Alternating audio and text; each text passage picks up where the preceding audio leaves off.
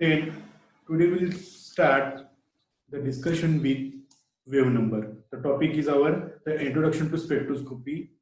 Last lecture we have studied some basic concept. Some of basic terms are we have to study today. Then start with wave number. Then the definition of wave number. It is the number of cycles or wavelength per centimeter distance.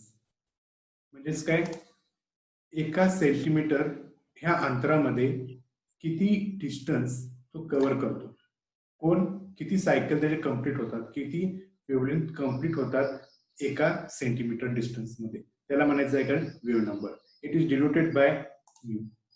Then the unit of wave number is centimetre inverse.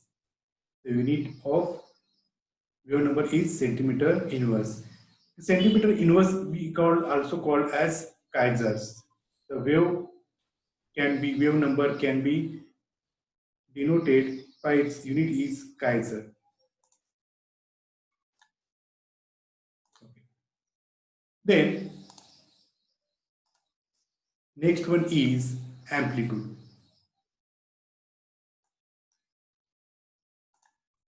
It is denoted by symbol A. Then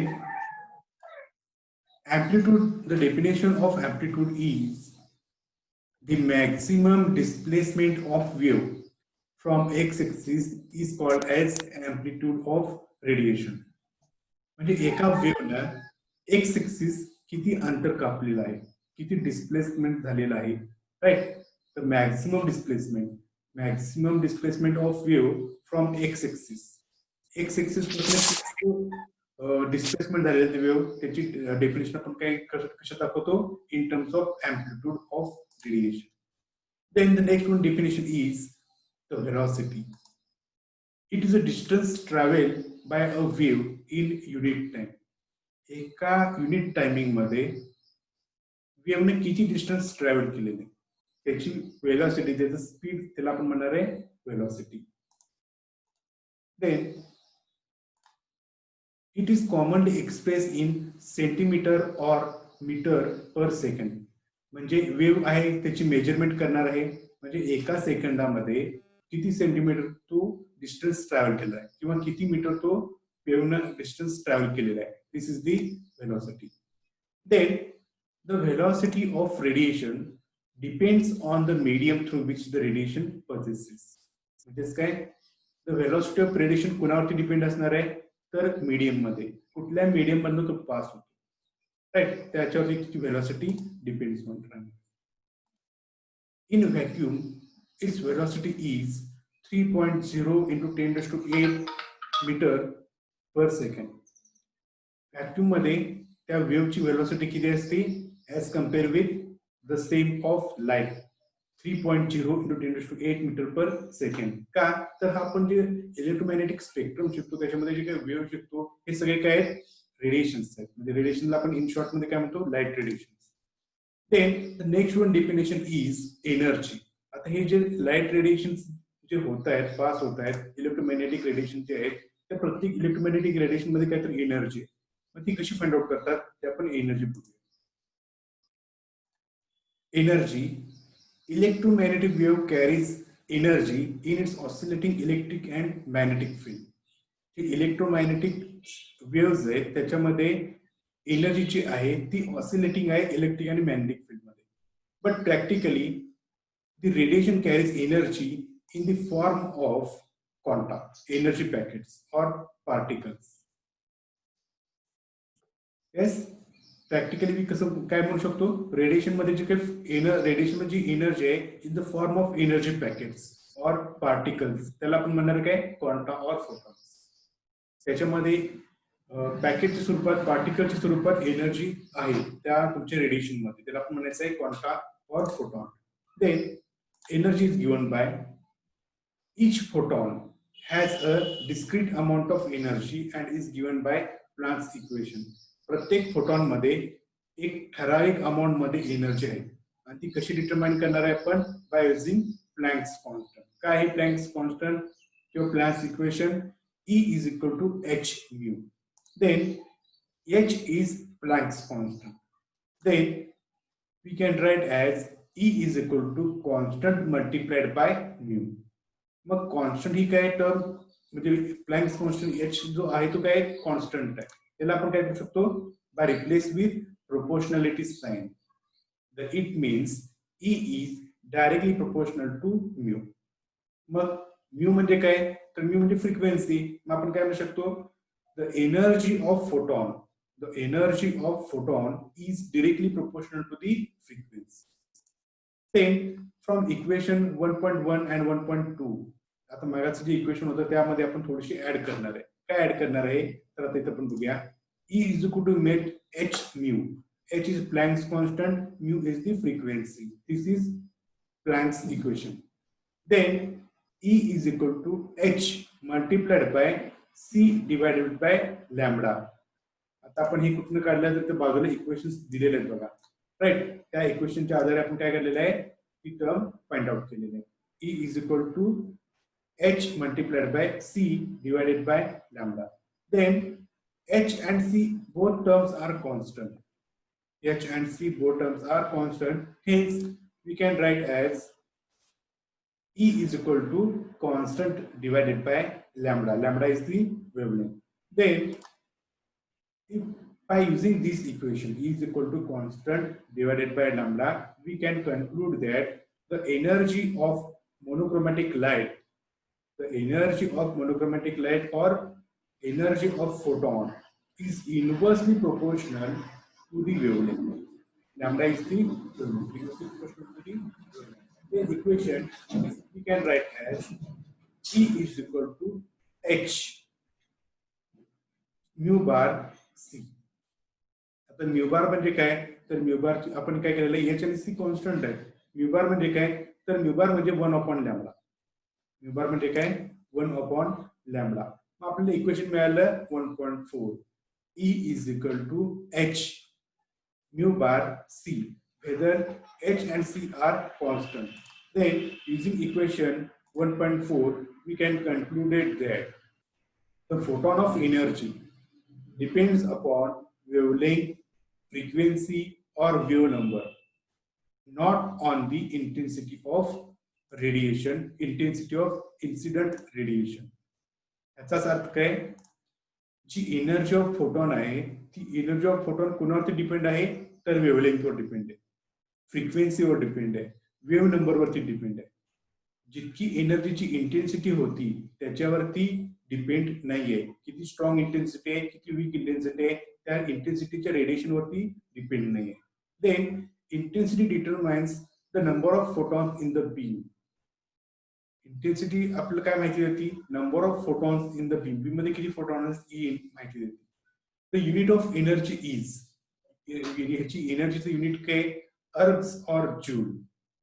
10 ergs is equal to 1 joule. आपण ते हे करतो, conversion करतो. अर्ग्स आणि joule मध्ये आपण energy major करतो. 10 erg म्हणजे 1 joule. Then the radiation having the waves of identical wavelength, frequency, amplitude carries photon of same quantum energy are called monochromatic radiation. आता प्रश्न पडला असेल म्हणजे काय, मोनोक्रोमॅटिक रेडिएशन म्हणजे काय. ज्या मोनोक्रोमॅटिक रेडिएशनची प्रॉपर्टी कशी असते, identical wavelength, frequency, amplitude carries a photon of same quantum of energy, त्याला आपण म्हणायचं काय, monochromatic radiation. Then the next part, the very important, is different regions of electromagnetic radiation. आता आपण बघणार आहे इलेक्ट्रोमॅग्नेटिक रेडिएशन चे डिफरंट रिजन आणि ते किती आहे. Then the electromagnetic radiation that includes the entire wave system from very short to very long wavelength is called as spectrum. Spectrum मध्ये काय ऍक्च्युअली, तर ह्याच्यामध्ये व्हेरी शॉर्ट पासून व्हेरी लॉंग वेव्हलेंथ असणारे वेव्ह सिस्टीम्स आहेत. आता वेव्ह सिस्टीम म्हणजे काय, तर डिफरंट पार्ट आहेत त्या इलेक्ट्रोमॅग्नेटिक रेडिएशनचे, आणि सगळ्यांना एकत्रितरित्या काय म्हणणार आहे, स्पेक्ट्रम. कसं म्हणणार spectrum, radio wave, microwave, infrared, ultraviolet, x ray, gamma ray, हे सगळे काय आहेत, हे सगळे वेव्ह सिस्टीम आहे. आणि ह्या टोटल वेव्ह सिस्टीमला आपण काय म्हणणार आहे? Electromagnetic radiation. आणि ह्या इलेक्ट्रोमॅग्नेटिक रेडिएशनलाच आपण काय म्हणणार आहे? इन टर्म्स ऑफ वेव्हलेंथ आपण त्याला म्हणणार आहे स्पेक्ट्रम.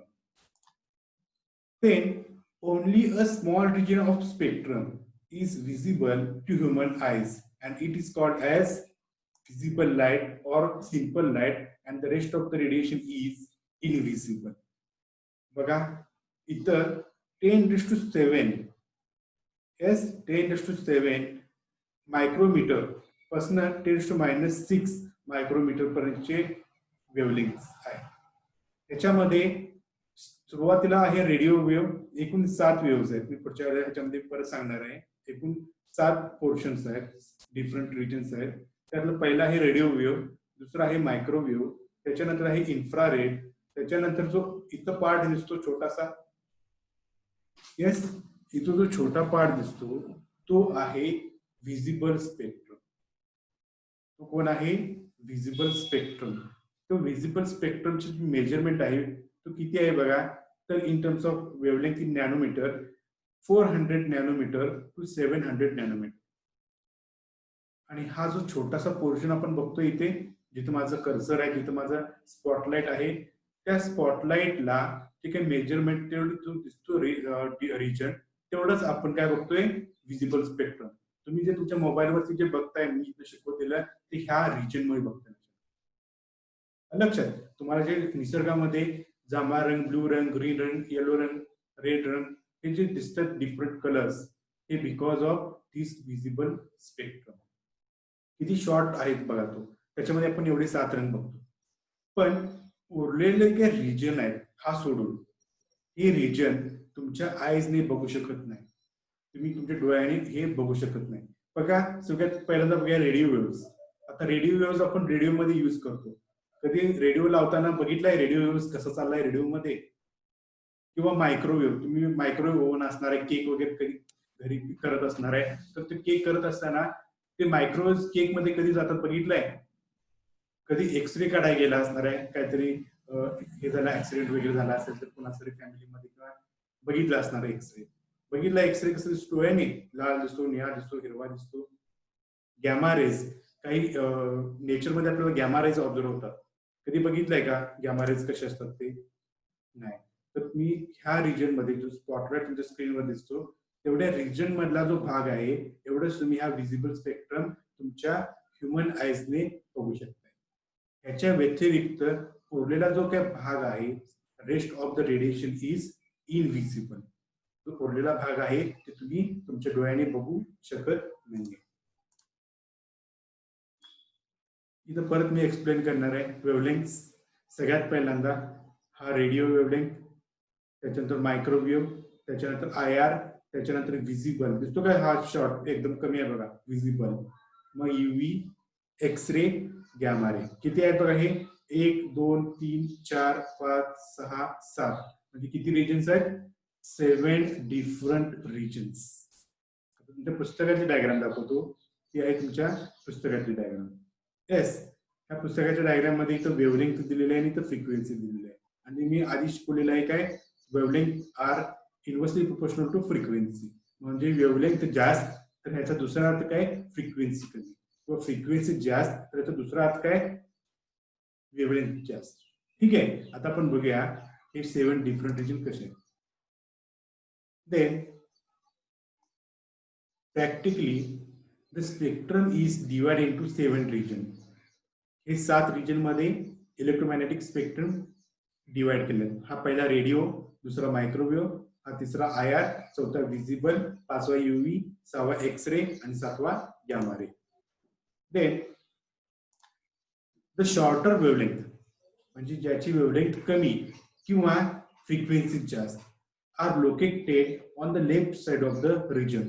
हा पूर्ण रिजन आहे, याच्यामध्ये जो लेफ्ट साइडचा भाग आहे तिथं काय आहे? शॉर्टर वेव्हलेंथ और हायर फ्रिक्वेन्सी. इथं बघा हे वेव्हलेंथ दिलेलं आहे 10⁻⁻13 च्या स्वरूपात आहे सेंटीमीटर मध्ये. इथं पहिला मीटर युनिट दिलाय, मग सेंटीमीटर युनिट दिलाय आणि मग नॅनोमीटर युनिट दिलाय. राईट. ह्याचे जे दिसतात हे रिजन्स हे कसे आहेत? कमी वेव्हलेंथचे. 10⁻⁻13 म्हणजे कमी काय जास्त? कमी. पण फ्रिक्वेन्सी ही जास्त. Higher frequency. का तर मी परत एक्सप्लेन करतो. Wavelength is inversely proportional to frequency. जर वेव्हलेंथ वाढवलात तर फ्रिक्वेन्सी कमी होणार, फ्रिक्वेन्सी वाढवलात तर वेव्हलेंथ कमी होणार. त्यामुळे वेव्हलेंथ कमी आहे तर फ्रिक्वेन्सी तर जास्त आहे. आणि हा पार्ट कसा आहे लेफ्ट साईडला. त्याच्यानंतर longer wavelength or lower frequency region on the right side. इथे जर तुम्ही बघितलात तर वेव्हलेंथ जास्त आहे. 10⁻0 मध्ये जास्त आहे, 10⁻3 मध्ये जास्त आहे, राईट. 10�9 नॅनोमीटर मध्ये जास्त आहे.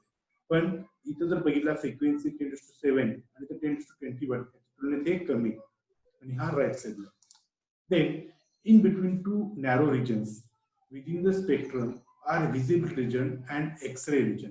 त्याच्यामध्ये जर तुम्ही बघितला तर इथं सगळ्यात कमी जो आहे तो आहे व्हिजिबल रिजन आणि त्याच्यानंतर आहे एक्स-रे रिजन. हे थोडेसे बाकीच्या तुलनेनं कमी आहे. Only the visible part of the spectrum is called as white light. जो बघतो हा व्हिजिबल लाईट, ह्या व्हिजिबल लाईटला आपण बघतो काय white light. while the rest of the radiation called electromagnetic radiation. ह्या व्हिजिबल रिजनला आपण म्हणतो व्हाईट लाईट, राईट. बाकीचे जे काय रिजन्स आहेत त्याला आपण म्हणणार आहे electromagnetic radiation. Then radio waves. आपण स्टार्ट करूया काय रेडिओ वेव्सने. सगळ्यात पहिला रिजन रेडिओ वेव्स म्हणजे काय. They are the lowest frequency wave in the electromagnetic spectrum. Electromagnetic spectrum start होताना कमी फ्रिक्वेन्सीने सगळ्यात तो स्टार्ट होतो. They can be up to a mile in wavelength. जवळपास त्याची वेव्हलेंथ ही माइल पर्यंत असते. माइल माहिती ना किलोमीटरच्या पुढचं युनिट आपण माइल मध्ये. Then radio waves are use in NMR spectroscopy, radio, television and your cellphones. तुमचे जे काही सेलफोन जे आहेत, टीव्ही आहे, रेडिओ आहे, न्यूक्लिअर मॅग्नेटिक स्पेक्ट्रोस्कोपी NMR हे शिकणार आहे त्यात कोणती इलेक्ट्रोमॅग्नेटिक स्पेक्ट्रम यूज करतात तर त्याच्यामध्ये यूज करतात radio waves, right. Then second one is microwave. आता एक नंबरला रेडिओ होता, त्याच्यानंतर आहे दुसरा आहे microwave. They are the second lowest frequency. पहिली लोएस्ट फ्रिक्वेन्सी कोणाची आहे radio. They are the second lowest frequency wave in the electromagnetic spectrum. They measure from few centimeter up to foot. याची काही मेजरमेंट आहे मायक्रोवेव्हचा रिजन तो किती आहे काही सेंटीमीटर पासून फुटापर्यंत, म्हणजे कमी याची रिजन आहे. Then microwave are use in rotational spectroscopy and for radar. Microwave कुठे यूज करतात रोटेशनल स्पेक्ट्रोस्कोपी. मला वाटतं पहिल्या लेक्चर आमटेकर सरांनी शिकवलं असणार रोटेशनल स्पेक्ट्रोस्कोपी. त्याच्यामध्ये आपल्याला मायक्रोवेव्ह यूज करावं लागतं किंवा रडार मध्ये आपल्याला काय करावं लागतात मायक्रोवेव्ह यूज करावं लागतं. लँडलाईन फोन तुम्ही बघितला असणार आहे. येस, हा लँडलाईन फोन किंवा तुमचा कॉम्प्युटर डिस्क जे असते कॉम्प्युटरमध्ये डाटा ट्रान्सफर करण्यासाठी डिस्क, त्याच्यामध्ये मायक्रोवेव्ह यूज केले जातात. कुकिंग ओव्हन जे तुमचा ओव्हन असतो त्याच्यामध्ये असतात मायक्रोवेव्ह. Then infrared. इन्फ्रारेड काय इन्फ्रारेड वेव्स जे ग्रोसर शिकवणार आहेत. इन्फ्रारेड UV-IR त्याच्यामध्ये इन्फ्रारेड वेव्स यूज करतात. याचं वेव्हलेंथ कुठे आहे बघा. The wavelength lies from few millimeter to microscopic length. जवळपास काही मिलीमीटर पासून मायक्रोस्कोपिक लेंथ पर्यंत त्याची वेव्हलेंथ आहे. The longer wavelength infrared waves produce heat including radiation emitted by fire, the sun and other heat producing object. आता ह्याच्यामध्ये wavelength हा जो IR वेव्हलेंथ आहे त्याचे दोन पार्ट आहेत परत, लॉंगर वेव्हलेंथ आणि shorter wavelength IR. Longer wavelength IR जर प्रोड्यूस करायचं असेल तर आपल्याला काय करावं लागणार आहे तर can be produces by heat including radiation emitted by fire. आपण जाळल्यानंतर काही मोठी वस्तू किंवा सूर्यापासून काही येणारी एनर्जी ह्याच्यामध्ये लॉंगर वेव्हलेंथ ऑफ IR असते. आणि शॉर्टर आपण कसं तयार करू शकतो. Shorter wavelength infrared are use in vibrational spectroscopy. मला वाटतं आज तुम्ही रोटेशनल व्हायब्रेशनल स्पेक्ट्रोस्कोपी ह्याच्यामध्ये फिजिकल केमिस्ट्रीमध्ये शिकत आहात. त्याच्यामध्ये आपण हे शॉर्टर वेव्हलेंथ IR यूज करणार आहे. जे तुमचे रिमोट कंट्रोल असणार आहे त्याच्यामध्ये ही IR रेज असतात. Imaging technologies. Then visible light. आता विजिबल लाईट बद्दल काय सांगणार की तुम्ही सगळे बघताय. They are only radiations that can be seen by naked eyes with the natural your eyes. तुम्ही स्वतःच्या डोळ्याने बघू शकताय ही विजिबल लाईट. सोर्स कोण आहे? सन. सूर्यापासून आपल्याला ही विजिबल लाईट मिळते. The most use in colorimetric analysis. जे तुम्ही युव्ही स्पेक्ट्रोस्कोपी वगैरे बघताय किंवा कलरोमेट्रिक अनालिसिसचे प्रॅक्टिकल करतायत त्याच्यामध्ये आपल्याला लाईट लागतो विजिबल लाईट, त्याचा source. Then fifth number is ultraviolet waves. UV waves त्याला आपण म्हणतो. They have shorter detected from light. High temperature process emit UV rays. They can be every star in the sky. They are used in UV spectroscopy. हे ultraviolet कुठे use करणार तुम्ही? जे गुरुसर शिकवत आहेत UV स्पेक्ट्रोस्कोपी, IR स्पेक्ट्रोस्कोपी, तिथं हा use केला जातो. कोण देतं? तर प्रत्येक स्टार मधनं, प्रत्येक ताऱ्यामधनं हा वेव्स बाहेर पडतो. त्याच्यानंतर next is 6 X-ray waves. They are extremely high energy waves with wavelength between 0.03 and 3 nanometers. कसं आहे हा ह्याच्यामध्ये एनर्जी अत्यंत जास्त असते. हाय एनर्जी वेव्स आहे, राईट. त्याची वेवलेंथ किती आहे? 0.03 to 3 नॅनोमीटर्स. त्याचे सोर्सेस बघूया. तुमच्या समोर डायग्राम दिसत असते. These are the sources. X-ray are emitted by sun's corona. हा दिसतो. हे जे काही दिसतात रेडिएशन्स, या रेडिएशन्स मधनं काय येतात? सनचा रेडिएशन कोरोना आहे हा, आणि ह्या कोरोना मधनं एक्सरे येतात. Natural sources of X-ray including enormous energetic phenomena such as pulsar, supernova, black holes.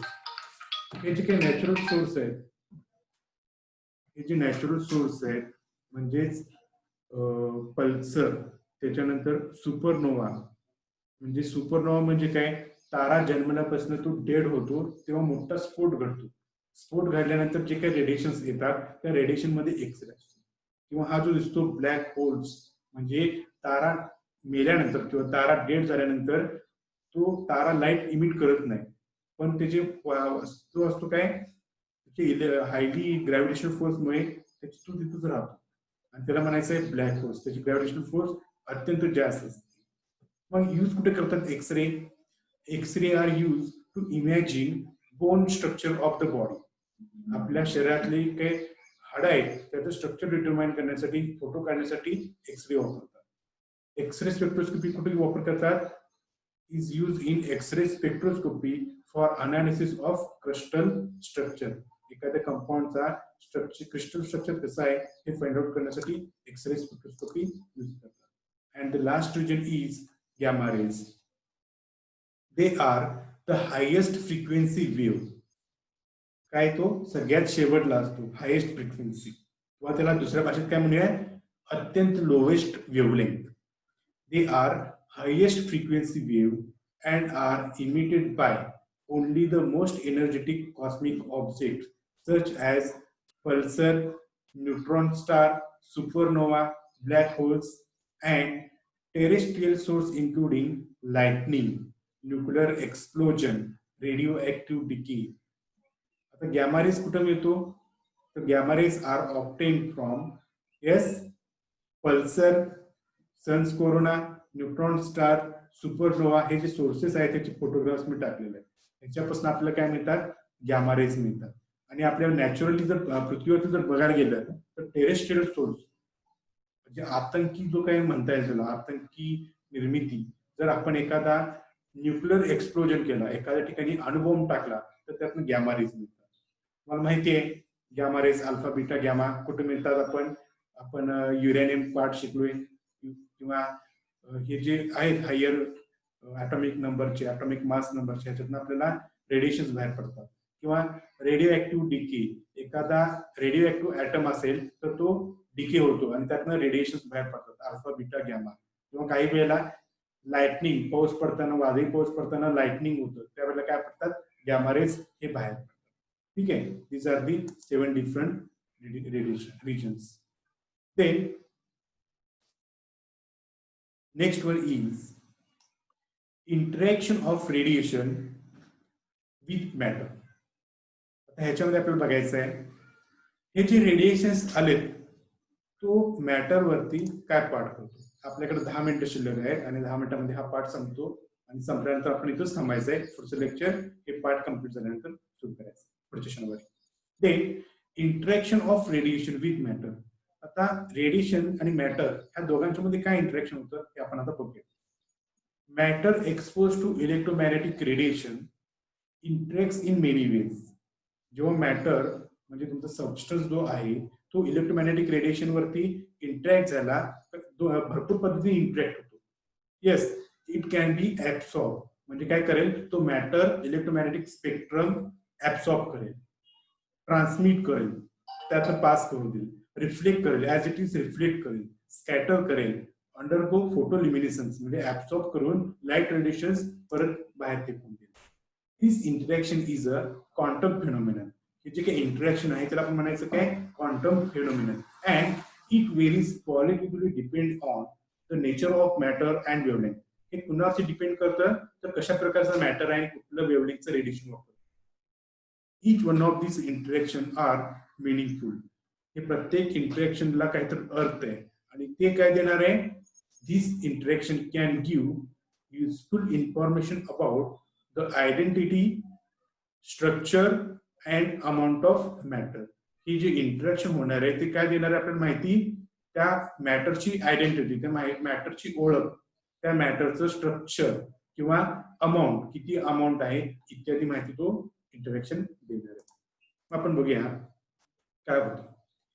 Any radiation absorb excite the atoms or molecules in the matter from lower E1 to higher energy level E2. This is called excitation or transition, and the energy needed for this we call as excitation or transition energy. म्हणजे काय म्हणते मी, एखाद्या मॅटरने radiation absorb केला तर तो molecule किंवा atom एक lower energy state पासून हायर एनर्जी स्टेटला एक्साइट होईल. आणि ह्या जे एक्सायटेशन जी प्रोसेस आहे त्याला आपण म्हणणार आहे काय ट्रान्झिशन. आणि जी एनर्जी त्याला लागणार आहे त्या एनर्जीला आपण म्हणणार आहे एक्सायटेशन ऑर ट्रान्झिशन एनर्जी. बघूया इथे एक डायग्राम आहे. The transition energy is characteristics of atomic or molecular architecture of absorbing species. ही जी ट्रान्झिशन एनर्जी असणार आहे ती कोणती प्रॉपर्टी दाखवणार आहे की ॲटॉमिक आणि मोलिक्युलरचं आर्किटेक्चर कसं आहे ऍब्सॉर्बिंग स्पेसिसचं. So the response given out depends on the type of atoms. त्यामुळे एकदा काही एनर्जी ऍब्सॉर्ब करून म्हणजे त्याला ट्रान्झिशन एनर्जी प्राप्त झाली त्या मॅटरला तर तो एक रिस्पॉन्स प्रोड्यूस करणार आहे. राईट. तो रिस्पॉन्स कुणावर कसं डिपेंड्स असणार आहे. The response can be depends on the types of item.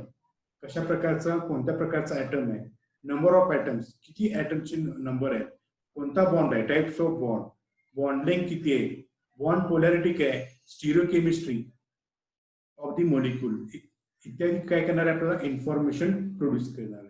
So the efficiency of the type and the amount of radiation absorb is informative. त्यामुळे जो मॅटरना ऍब्सॉर्ब केलेलं रेडिएशन आहे राईट ती काय असणार आहे इन्फॉर्मेटिव्ह असणार आहे. To know the structure, identity, concentration of absorbing species. This form the basis of absorption spectroscopy. त्यामुळे हा जो काही बेसिक पार्ट बघितला आपण हे बेसिक पार्ट काय आहे ऍब्सॉर्प्शन स्पेक्ट्रोस्कोपीचा प्रिन्सिपल आहे. आणि it can be given by delta E किंवा त्याला आपण डेल ई सुद्धा म्हणतो. Del E is equal to E2 minus E1. Then transition energy is equal to energy of photon. Then del E is given by h mu. Del E is equal to h multiplied by c divided by lambda, that is light velocity of light divided by wavelength, and the both term h and c are constant, hence replacing the new one constant. Del E is equal to constant divided by lambda, and del E is inversely proportional to 1 upon lambda. Smaller the delta E, del E, larger the wavelength or smaller frequency. higher delta E is equal to shorter wavelength or higher frequency. Then, what are the use in organic spectroscopy? The organic spectroscopy commonly uses the radiation that causes the following excitation. आता इथं आपण इथं बघायला जाणार नाही, उद्याला परत next लेक्चरला आपण बघणार आहे इथून पुढचा पार्ट. रोटेशनल एक्सायटेशन, त्याच्यानंतर व्हायब्रेशनल एक्सायटेशन, इलेक्ट्रॉनिक एक्सायटेशन आणि न्यूक्लिअर एक्सायटेशन. ठीक आहे, इथं आपण आज थांबूया कारण की थोड्याशा कन्सेप्ट परत समजून घ्यायला कठीण आहे आणि पुढचं जे लेक्चर आहे ते आपण परत हा पॉइंट सुरुवातीपासून बघूया. काही जण न समजलं नसेल तर परत त्यांची एकदा रिव्हिजन. ठीक आहे, इथं आपण थांबूया.